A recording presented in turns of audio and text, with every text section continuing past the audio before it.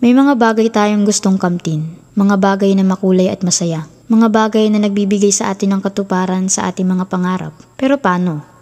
Paano kung yung tao na sana tutulong sa atin na makamit yun, ay ang taong sisira ng ating tiwala at pagkatao? Ako si Beth, 23 years old. Gusto kong ibahagi sa inyo ang kwento na nagbabago sa buhay ko. Sa murang edad, namulat ako sa karahasang ginagawa ng tatay ko sa nanay ko. Parang basahan kung ilang paso. Yung dating tamis ng kanilang pagmamahalan, kalaunay na palitan ng pait at dusa na dinaranas ng aking ina sa kamaon ng aking ama.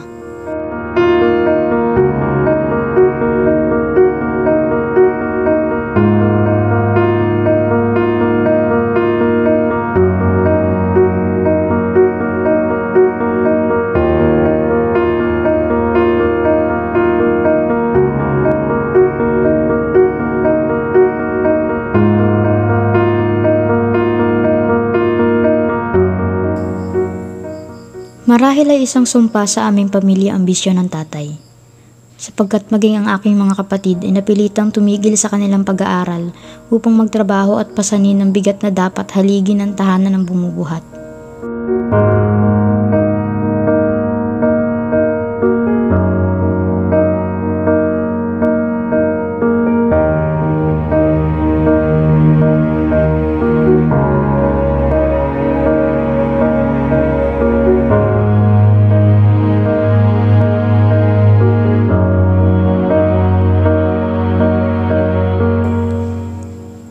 Maramot at makasarili.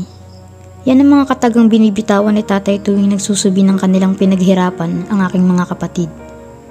Walang takas kahit ang barya. Sisimutin ng tatay ang lahat at uubusin sa sugal. Lahat ng inipon ng aking mga kapatid na sana ipang matrikula ay napunta sa bulsa ng iba.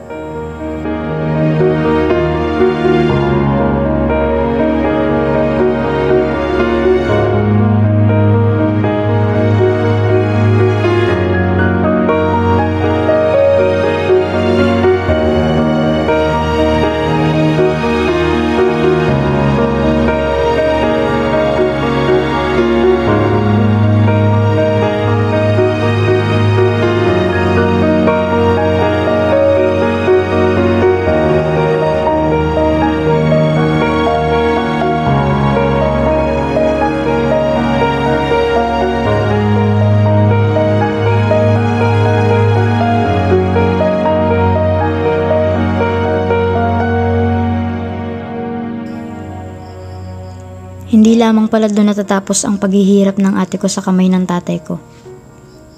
Naririnig ko ang bawat hekbi ng ate ko na humihingi ng tulong.